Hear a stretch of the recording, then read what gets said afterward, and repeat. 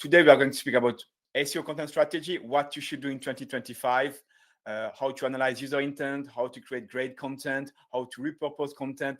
Valentina has many practical stuff to share with you today. So I'm pretty sure it will be a great webinar. It will last about 1 hour, 40 minutes of presentation, and then question and answer. So don't hesitate to drop your question in the chat. Valentina, now that your sound is working, can you maybe introduce yourself? Yes, sure. So, first of all, thank you for having me here today with you all, guys. Thank you, Sam. I'm here today because my expertise is content marketing for lead generation and SEO. I run an agency that is Your Digital Web, and we work both with Italian clients and international clients, both with B2B and B2C brands. I'm also an author of free books about content marketing and a speaker about content, SEO, and lead generation. So let's deep dive into my presentation. So what we're going to cover today, we'll start to see how you can create your SEO content strategy, how to do a deep analysis of your target, how to create a successful content for your brand or company, and how to repurpose this content, because it's so difficult to create content. So we have to try to use existing content to develop our strategy. And finally, some practical takeaways. So if you have any questions, guys, please don't hesitate, don't be shy. So you can write your questions in the chat, and I'll answer to all your questions. So, first of all, what is a SEO content strategy? So, in your SEO content strategy, you should include these main items. So, which are your goals? And it's a very important point because goals, SEO goals for a company can be different from SEO goals to another company. Why? Because maybe if you are a startup or if you run a business and you are new on the market, your primary goal will be to increase your brand reputation and drive more sessions to your website, of course.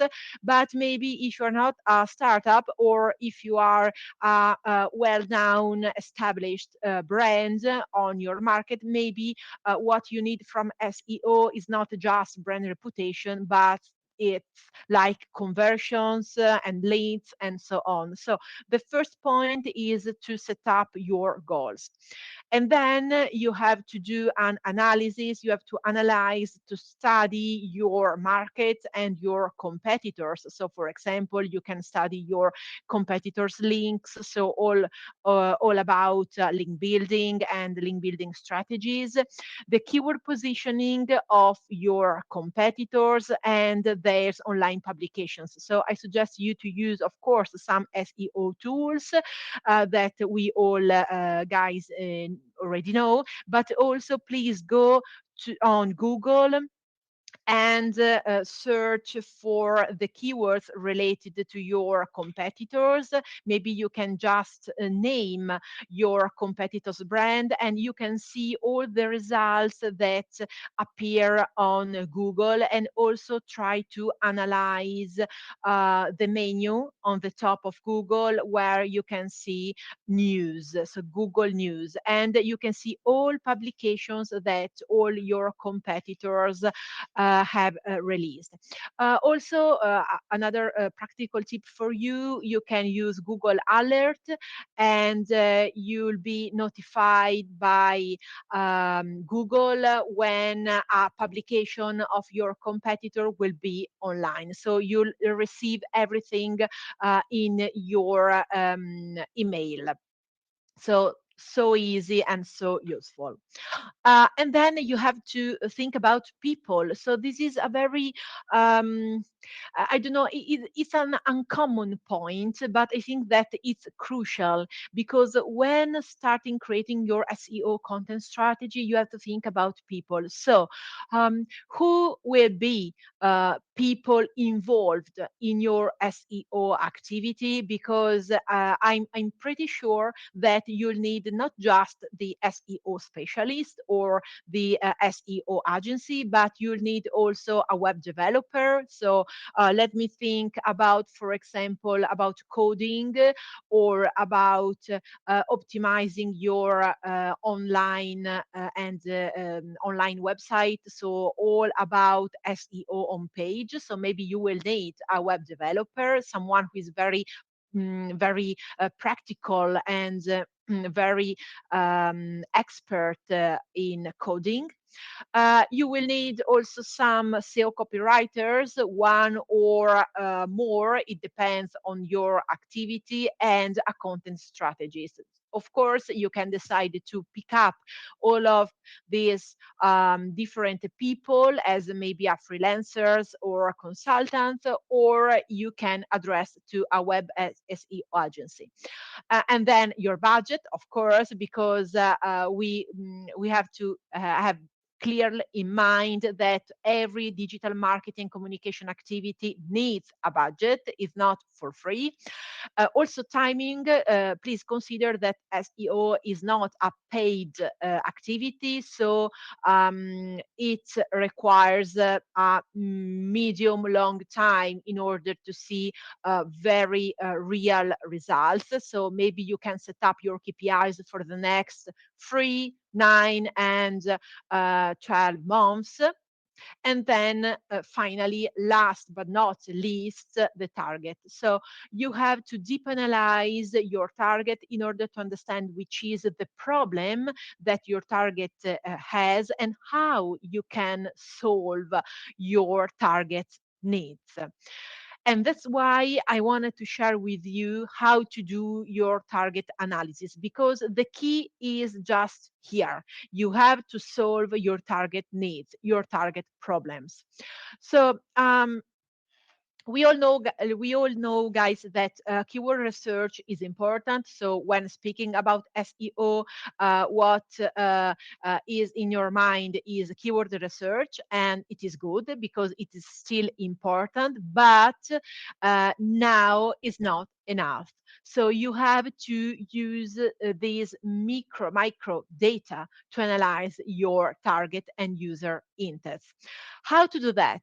So first of all, you can rely on your customer feedbacks. So for example, if you have as a client, or if you work in a medium big company, I'm pretty sure you'll have to work with a customer service or a customer care. So you can ask to your customer service, or what I do, for example, in my daily routine with my clients, B2C and B2B clients, I personally ask to the sales team which are the main feedbacks they can collect from the customers. So, for example, which are the main pains and gains, which are the main problems with the product or the service, and you can also understand if your target can have some problems on your website just installing using Ojar. Ojar, I don't know if you already know this tool, is very useful. You can install Ojar code on your website, and what you'll receive is an overview, a very useful overview of the click map, the scroll map, and the move map. So you can see where your users click on your website, how they scroll your website, and which are the main heat maps. So where their attention is focused on your website. So for example, with a client of mine using Ojar, we discovered that a strong call to action that we we would like to the user to click. Users never clicked on it, so we decided to move the position of this call to action, and we discovered a huge increase of click just thanks to Ojar micro data.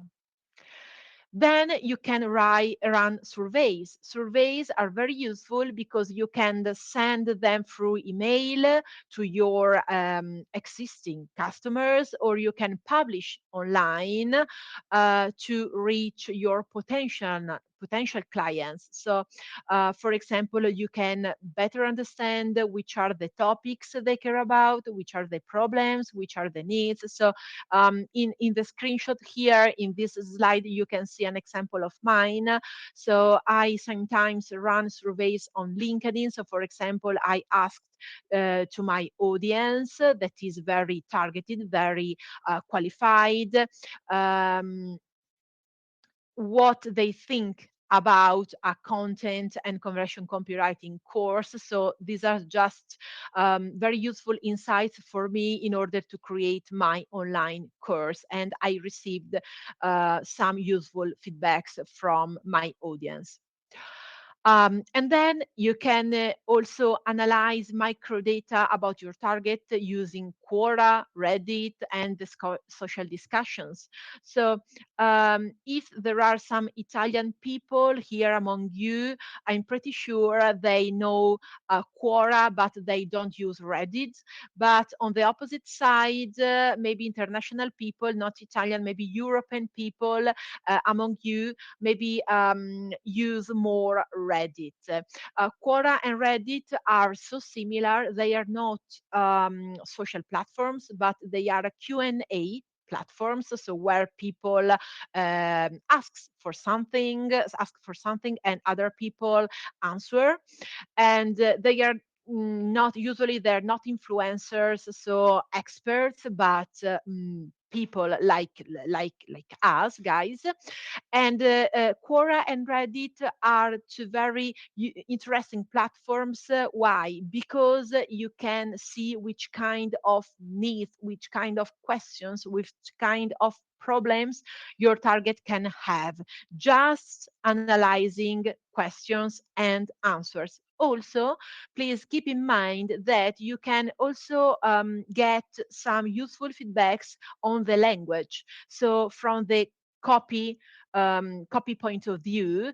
And this is extremely important because, as you know, when creating your content for your marketing and communication channels, doesn't matter which are, that can be your blog, your social media, your podcast, your email, you have to use the same language, the same copy that your target uses.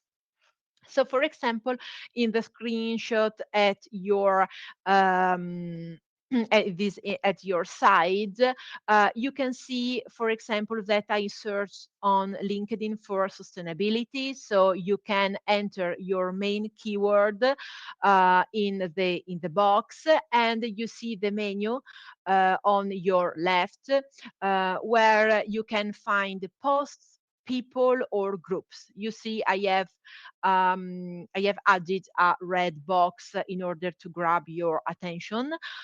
So you can click on posts, and you will see every post in which people talk about sustainability. So you can also have new ideas for your content creation. So a sort of a starting point, a sort of inspiration for creating content.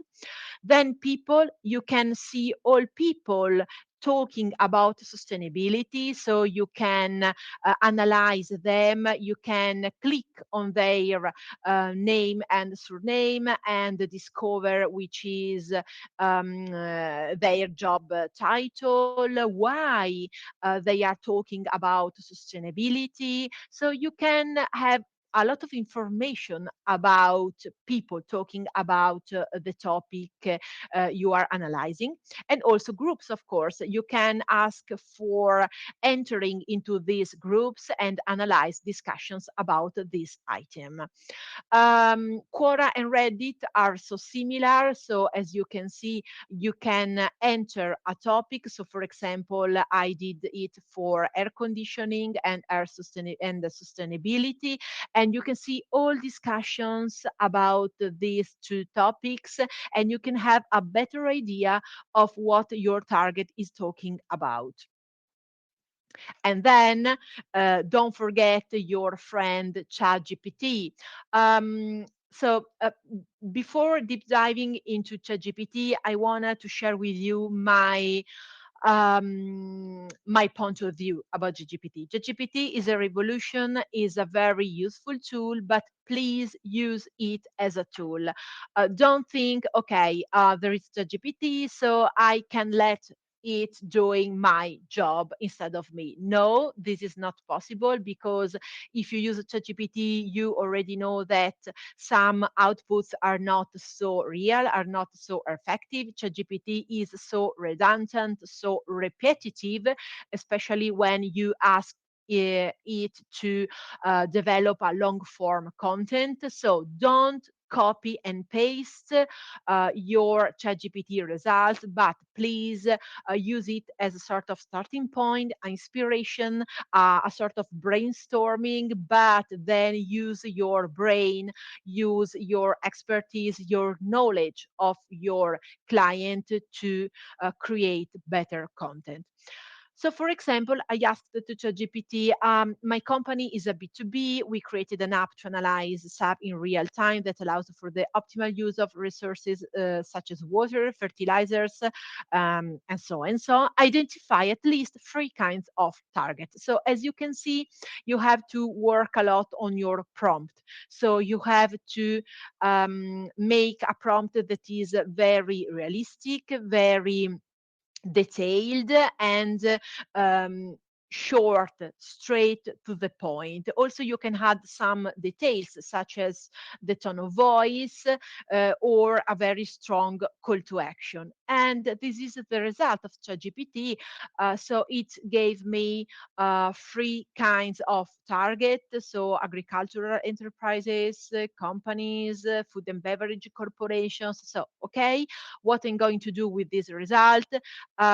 Should I just copy and paste these results? Of course not, but I have a clear idea, a starting point of which can be my targets. Okay. And then you can also deep work with ChatGPT. So, for example, starting from this prompt, I then asked to it, now based on the data before, create the perfect buyer persona in a table, and I have added not descriptive text. So, because you have to be very specific and very detailed in your prompts, so you can start analyzing your target, and also you can ask to ChatGPT also to develop your buyer persona, as you can see here. So you have a table in which you have the buyer persona and all details. So you agree with me that this is a very useful table. So for sure, I will start working from this one, but then I will add some more information that I maybe receive from my customer care, from the sales team, from an analysis that I did online by myself. And then once you have analyzed your target and created your buyer persona, then you can move on and create your content. So, how to create a successful and effective content, but remember, not for you. Your content has not to be good, amazing, useful for you, but it has to be amazing and useful for your target. That's why I stressed a lot your attention on the target analysis. So, first of all, you can collect your user needs and intents and use your keyword research. You can use people also asked and a lot of SEO tools that you already know, and you can, of course, create your SEO editorial planning using an Excel, a PowerPoint, a Word. Um, you can use Basecamp, Notion, Trello, Asana, which tool you prefer. And I don't know if you already know, but it's extremely useful also through because it can find new topic clusters. And here you can see a little screenshot, but I think that Sam, can you explain you better this functionality, this feature of through? Yes, exactly. Thank you. Yeah, I know a little bit through, so maybe I can Yeah, give just a you. little bit.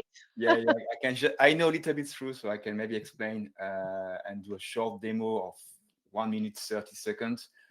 Uh, so what Valentina just said is that basically you have usually after this process of analyzing your target, of gathering question IDs a bit everywhere from different tools, you end up with a long list of keywords like this, and often with a volume. But our struggle is now how many articles we should create. Yeah, what kind of key topics should we use and put in our content plan? So this is where a clustering tool like thruuu can help, because it will group keywords based on SERP similarity. So when two keywords display the same Google SERP, it means that you should only create one article, not two articles, right? So this is how thruuu can help. And basically, the result is something like this. So you can start the clustering process of thruuu. You can upload a long list of keywords, and then it will group keywords that are similar together. Again, similarity based on the SERP, right?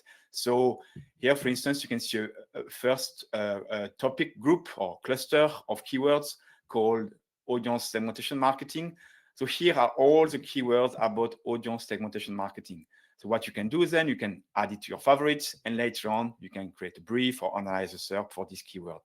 So you can see that it's quite user-friendly. You have all your main topic that are highlighted, and then you can start to do your own research or select the topic you would like to add in your plan.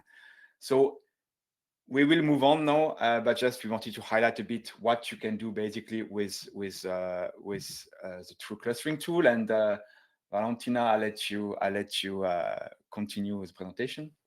Okay, thank you. So let's move on. So we are talking about how to create your content. So starting from your user intents and keyword research. And this is, sorry guys, you can see this language that is in Italian, but we don't care about that. We wanted to focus your attention on this kind of editorial planning for SEO. So this is a clear example of a client of mine. So here you can find all new content that we are going to create for SEO goals. So how to optimize content pages on the website, how to add new facts of the frequently asked questions, because they are so useful when talking about SEO, because you are giving to your target new content, a very useful content, answering to some frequently questions. Also, a sum up of all new pages that we're going to create, and the editorial planning for the blog. Also, in this case, you can try to use ChatGPT or Gemini.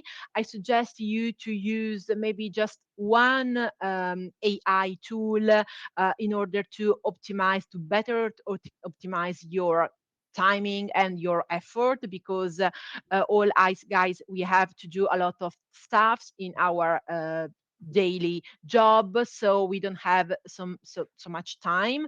But what I suggest you to do is sometimes when you have maybe time to try to test both ChatGPT and Gemini to see maybe which one gives you the best result. So, for example, I asked to ChatGPT write down at least 20 content ideas for a blog that deals with fruit plants health.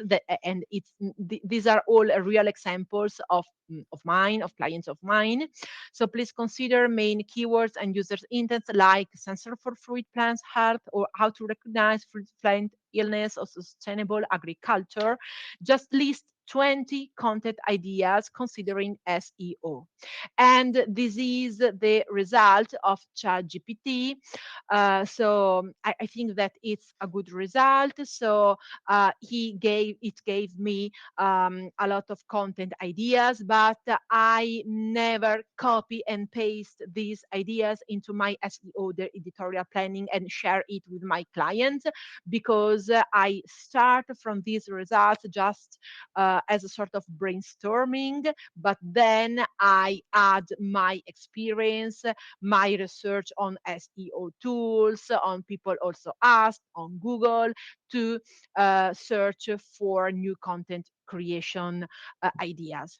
And then I asked the ChatGPT write SEO title, SEO meta description, and add the related keywords for the first 5 content ideas. And voila, this is what the ChatGPT gave me. So I think that is a good result. Maybe for someone who is not so skilled in SEO, this result can be so useful, can be a really starting point to develop his or her content strategy. And I did the same thing on Gemini. So I asked the same prompt to Gemini, and this is the difference, a different result from ChatGPT. So as for content, the two results are quite similar, but Gemini immediately highlights the keywords. So you see, for example, it says point one, the ultimate guide to recognizing common fruit plant diseases with visual, and it immediately says keywords: fruit plant illness, recognize fruit plant. So maybe it's more it's easier to understand, but the results from a content point of view are quite similar. So, Valentina, what are you telling me? Should I use ChatGPT to write all my blog posts? Can be a good idea. Of course not. So my suggestion is to use ChatGPT to brainstorm, to have some more ideas, but you have to write your content, or you have to delegate this activity to your copywriters, because I you can do this challenge. Try to use ChatGPT and ask ChatGPT to write a long form content. So for example, I don't know, thousands of words of long form content for your blog, and ask the same thing to your SEO copywriter. And I'm sure that you get two different results. So ChatGPT is good, is so useful, but cannot compete with the expertise, the brain, and the capability of a person like an SEO copywriter expert. Okay. In fact, I also asked some questions to Julia McCoy. I don't know um, if you know her. She is one of the top international content marketing in the world. She's American. She lives in Texas, and she's the vice president of Content Scale, and she specializes on AI. So I asked Julia, how do you think ChatGPT and AI in general are affecting content marketing? And she says, okay, for sure, AI is a revolution, is something that is positive in our lives, okay? But you have to still relying on a creative, skilled human to optimize and humanize the content before it goes out. I would add you have to use the empathy that only a person can have.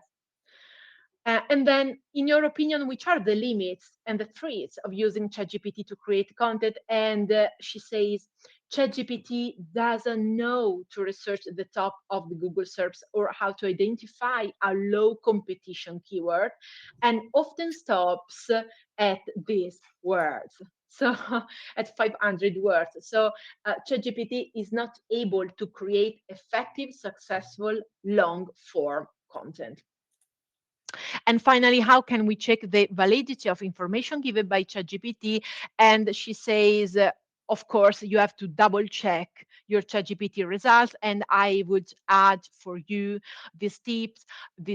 So especially when you ask for data to ChatGPT, please then double check these results on Google. So you have to do this double check by your own. So just to sum up, when using ChatGPT for content creation, never copy and paste. Use it as a tool, and you can use it for your inspiration and brainstorming. Also, please consider that if you work with copywriters, journalists, writers in general, you should always create a brief before starting the content creation. So everybody, all the team has to be updated with a content brief. And also in this case, through can be very useful for you. Right, Sam? Yes, exactly. I will also again do a quick demo of the content brief feature in through. But totally agree with what you said, Valentina. I mean, AI obviously can help us, can accelerate the process, but you will never replace human. So you need always to find a good way to have a kind of AI base in your content, plus adding on top the human touch. And I'm working with copywriter as well. And when I create content, what I give to them is always really complete content briefs that collect all the information from the SERP, the competitors, the topic that they should include, a great outline with all the H1, H2, H3s. I believe that this document is key because if you spend a lot of time in doing a great content brief, in providing a lot of research into this document, you will help your writer to do the extra job, to fine-tune your article. So if you go back to the interface of through, so previously I showed you that, yeah, we define clusters. So basically our cluster are future articles that you want to create, right? But now you can also do something else with through. You can directly create content brief. So let's say I want to now create an article, or not an article, but a content brief about what is customer enrichment. So we have selected this cluster, and now let's click on the brief action. Here you can select a template. I cannot go into detail of this feature, but with through you can define different templates. A template is basically a layout for your brief with different information that you want to display in this brief. And you can create a template per project or per client. So here I will take a demo template that I created. And now you see that we are through open a new interface where this is basically an interface for SEO strategists.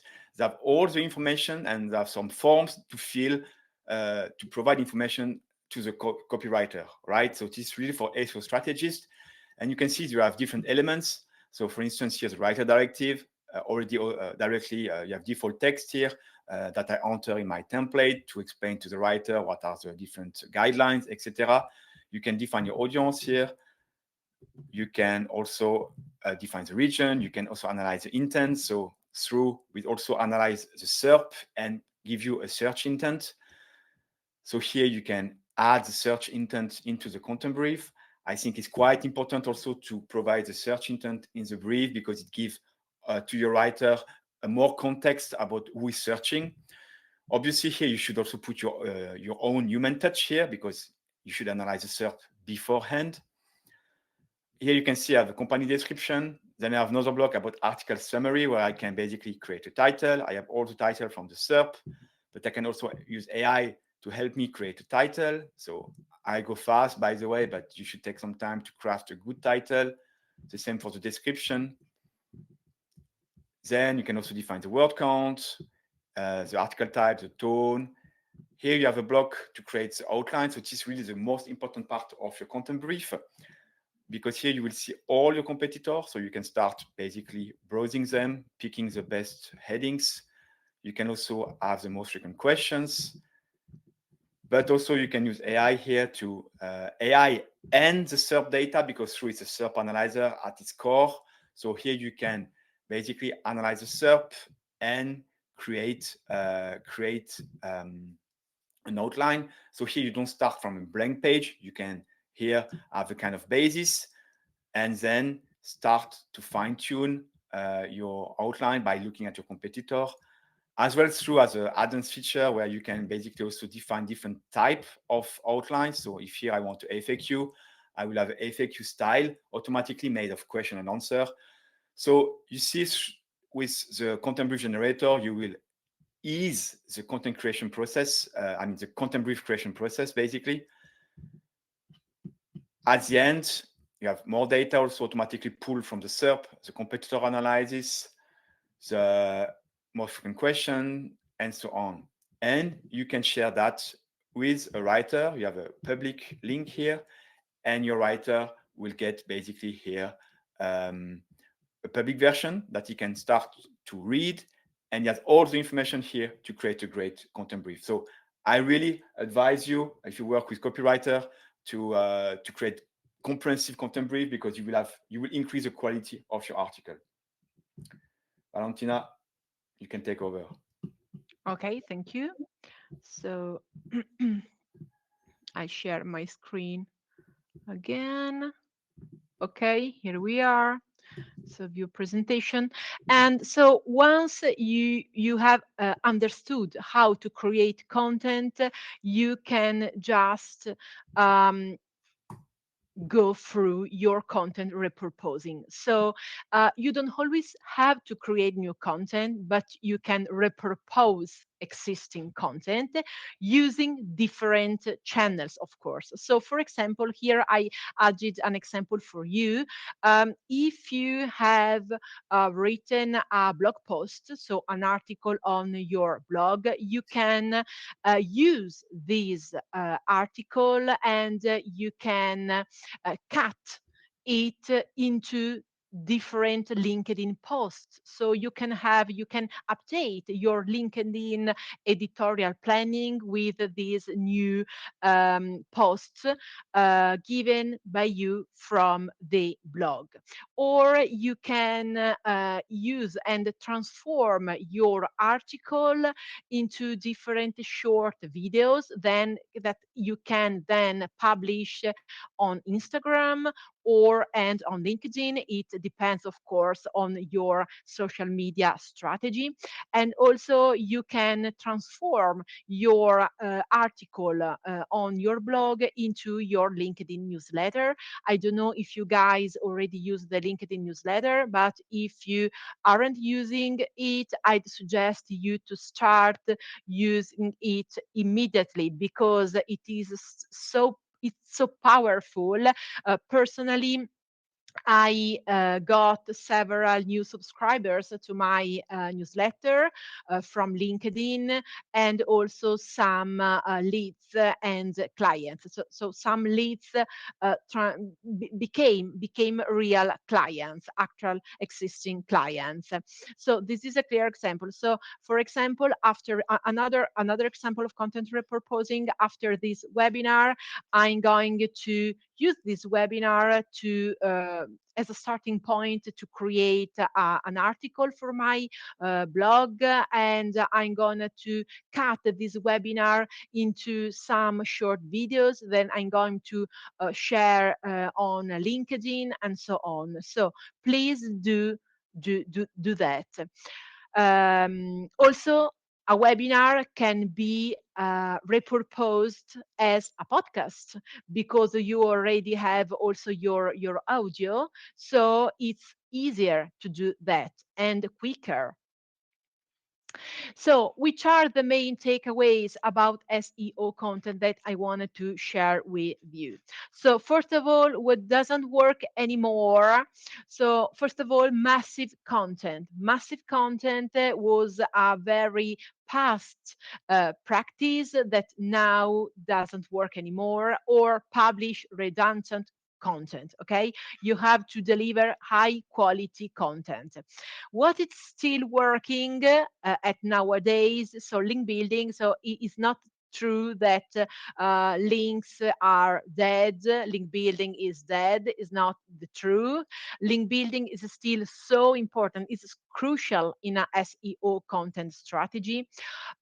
Please be aware of the writer authority. So, for example, for some clients of mine, in their blogs, we decided to give visibility and authority to all copywriters that are writing in that on that blog. So the writer authority is so important, and it's extremely related to the brand reputation of the brand, so of your company, but also the personal branding of people who are writing and working on your content. And then please don't forget to update past content. So, not just creating new content or repurposing content, but updating the past content, and pay attention to UX. So, the user experience. So, pay attention to the kind of navigation that your user can have on your website. So, some practical tips for you to end this webinar: create a specific link building strategy and set up your KPIs. Don't forget to set up your KPIs. Otherwise, how can you track your performances, and how can you understand um, where to allocate your budget? So make authors visible in your blog and add a bio of each one. Don't use ChatGPT just to copy and paste, but just as a tool. Create a strong brand reputation. So, what does it mean? It means that you have to work on LinkedIn, you have to work with your email marketing strategy, with videos. You have to create videos. And I know, guys, it requires a lot of effort, but it is the present and it will be the future. So, make videos, make interviews, work on digital PR, so press releases, because you have to build a very strong brand reputation. You have to be recognized as an expert in your field. Also, not just create a new content, but update the existing one, so you can check data and performances of your content just using Google Analytics and Google Search Console. Pay attention to the user experience of your target. So you have to deal with copy, images, navigation, the speed, CTAs, and so on. You can use Hotjar, but also Google Analytics. So you have to ask to yourself, so is my website easy and quick to navigate? Does the user find all information at a glance? So I hope that this webinar has been interesting and useful for you. If you wanted to contact me, please feel free to do it. You can contact me by email or on social media, especially on LinkedIn. And if you have any questions, I'm here and I'm happy to answer for all your questions or curiosities or doubts that you can have.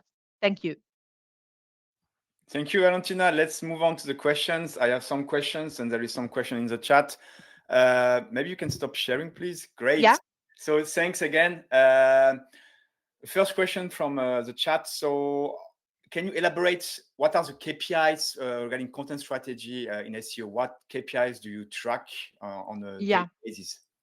Yeah, this is a very good question. So, some kinds of KPIs can be, for example, the number of sessions of your website, the average time spent on your website, and on which pages. On which specific pages, and also, for example, the bounce rate, that you know that a bounce rate that is very high is not good for you, because it means that the user cannot find useful information on your website. But also you can track, for example, the keyword positioning. So as a KPI, you can set up the keyword optimizing on the SERP of Google. All right. We got another question. When you create a blog and you have maybe some information into this blog, like statistics or any kind of information, how do you check that this information are correct? Oh, yes, great. So I rely on these tools. So I am pretty sure that these tools like Google Analytics and so on give me clear results. So I hope to have answered to this question. I think it's more about fact checking. If there is any, let's say, information in the blog, let's say you provide a content brief to your writer and then you Yeah. it's like a quote or statistics. Are you checking behind, or how do you do this fact checking? Oh yes, sure. Yeah, I can say that I double check. Yes, this kind of information. Also, maybe using ChatGPT, as I showed you before, but also with a personal double check. Yeah. We have another question that is quite broad. It's about how what would be your tips to build a brand authority when you create content, how you basically how you can create something memorable, how you can create a brand. Yeah, so this is a very interesting question, and maybe we can stay here for maybe 5 or 6 days, not hours. But I can tell you that first of all, you have to deeply work on LinkedIn. So you have to be recognized as an expert on LinkedIn. So you have to share. You don't have to say it by words, because people don't care about words, but you have to show with the facts, with data, with the case studies, with webinars like this one, that you are an expert on something. And also, please try to collect how many feedbacks, reviews, testimonials that you can, because people trust in you if they see that other people are telling that you are good, you are excellent in your job. Yes, maybe I can also add my point of view here, as I, let's say, also build the brand as a person, and I built through also the last few years. So the key point is being consistent first. I mean, you should not give Yeah, up. You should regularly come out with quality content, and quality is key. I mean, you need to share with your audience something where you believe in it, right? So you should spend really time to create quality content, create quality LinkedIn posts, create quality YouTube videos, create quality webinars, and in a consistent manner. This is how you will build your brand, because yeah, you don't build a brand from day one. Building a brand take ages, and also you need to keep up with building a brand, because you cannot give up. You need always to be here, visible, and at the end is creating content, creating quality. You will get your trust from your audience, and they will see you brand as an authoritative source in this industry. yeah, exactly. Uh, It's a huge amount of work, we clear, know. clear. Yeah, yeah, but you have to do that. And yeah, clearly it's a huge amount of work. Believe me, I mean, I'm posting on LinkedIn. I started through 5 years ago, and I post on LinkedIn since 5 years now, uh, almost 3 times a week. I create Yeah, content. I have a newsletter every week. I mean, you know that, Valentina. So people watching us, I mean, to build a brand, I mean, it's a long, long yeah. game. Yes, but it's also challenging. It's amazing also building brands. It's amazing. Clearly, it's a journey. It's really great. Yeah, And I think also what you should do is that people should feel your passion. If you're not passionate about something, you will never build a brand around it. So exactly. you need to be passionate. And if you're passionate, you will create quality content. And I repeat myself, with quality content, but for me, is key.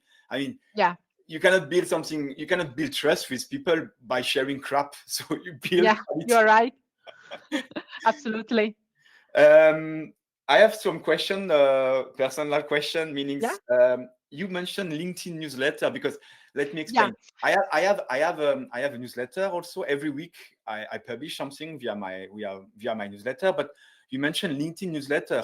So you do copy paste of your email newsletter in LinkedIn, or you create something totally different? No, no. I create something totally different. And it's when mentioning about LinkedIn newsletter, I mention about the chance that LinkedIn gives you to write article, not just the post, the classical post, but the entire article, just as in a blog. So, for example, and you have to think about something different from a content point of view. So maybe sometimes when I don't have so much time, I do this thing. So I start writing an article on for my LinkedIn newsletter, and then I tell people, okay, guys, if you wanted to receive more details about that, or if you wanted to read more in a more long content, okay, go here, and I address them to my blog on my website. Okay, but they have to be two different content, so huge work again, Yeah, but it pays off. Okay, LinkedIn newsletter is so powerful, so I know that it's an effort, but please try to use it, but and maybe I'm sure you get results. yeah, but maybe so. Let's say I have a long article like on my blog. Yeah, Can I maybe create just a short version of it and yeah, say, exactly. Yeah, yeah, you can do it. Yes, so you can repurpose yeah, your right. content. So you create a short version of your article, and then you Yeah, say for to read more, and then you redirect them to yeah, your. exactly, exactly. Or yeah, sometimes. Other times I completely differentiated these two contents, Okay. but only sometimes. Yeah, Okay. Another question, like I like to ask this. I like to ask this. Let's say aggressive question to everybody. yeah, yeah. Is SEO dead? So Oh, let me finish. So, do you believe that with the rise of AI generated content, so now Google has AI overviews and Google is auto generating content, so you still think that creating content makes sense? okay, great question. I love it. SEO is not dead. Uh, of course, we have AI overviews and AI in general. So doing SEO is becoming more and more difficult. Okay, and that's the reality, the truth. But there is a huge difference between, if you notice, content that are produced by AI and contents that are produced by a human, an expert, a copywriter. So I don't think that SEO is dead, but I think that SEO specialists have to understand how to use AI, ChatGPT, AI in general, to get better result from SEO. Yeah, Okay. good point. And about SEO specialists, I have another question. Copywriters, do you believe they're still needed right now in the age of AI content, or do you believe they need to adapt and maybe update their role in this new era? Yeah. So I think that also copywriters are still crucial, and their job is crucial, is so important. And I wanted to share with you a challenge. So try to delegate an article to your copywriter, and try to make it with ChatGPT, and you see a huge difference. So I know that I work with many copywriters, and I know that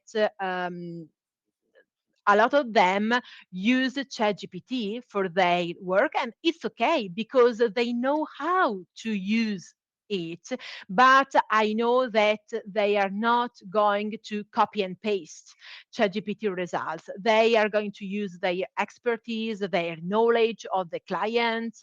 Uh, so the figure, the role of copywriter is still important, but I think that copywriters, the role of copywriter is not dead and will not end if copywriters understand how to use AI.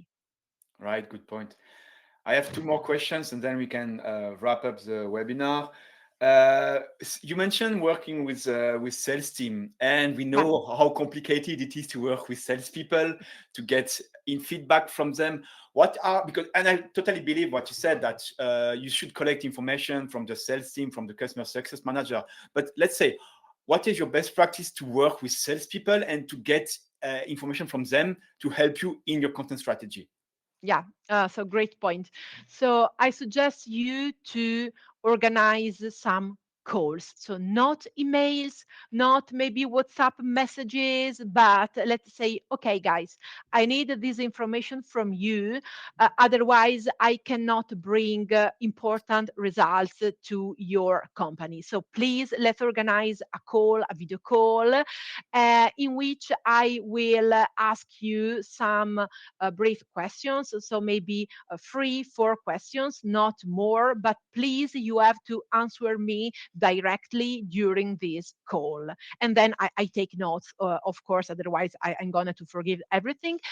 But my suggestion is to do that. Or maybe you can organize a meeting, but a meeting is more difficult because all sales people are so busy during the day. They are maybe speaking to a clients, they have meetings outside of the company. So I suggest you to organize a call, maybe a call, and then a sort of sum up every or feedback calls every 6 months. So it's not a huge work for them, but it can be it can make a difference for you, for your Right. job. Um, I have also a quick tip here, working with salespeople and collecting information, because it's clear that salespeople are often in. I mean, when you speak about B2B sales or SaaS sales, often salespeople are speaking directly with clients, right? And in Yeah, this call, they get a great question from the client that can turn yeah, into article. So here, a quick tip. In fact, let's say you are using Teams, you can ask them to record the call, and then later on you get the transcript of the call, and this transcript you can give it to a chat gpt, for instance, that will extract all the key information from this call, and you will get a ton of question ideas. Also, if you are using solution that record calls, not only meetings, you can also use this transcript basically to then create content creation. So at the end, you don't need to speak with the sales, you just use basically the transcript of their sales call. yes.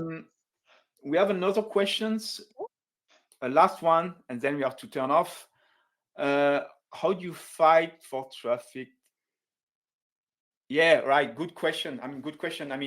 Um, how do you fight against AI overview? Because clearly, right now, especially AI overview now is rolling Yeah. out in many countries. It's in the US, but it's also coming in Europe. And did you see first a decline of clicks and at your clients? And what will be your answer to the AI overviews?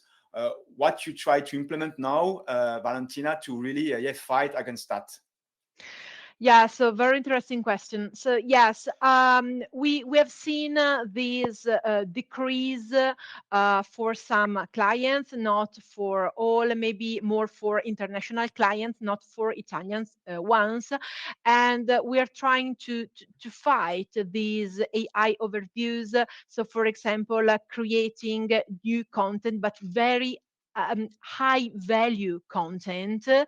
I'm quite repetitive, but as Sam said you before, that told you before, it's extremely important to publish high value content.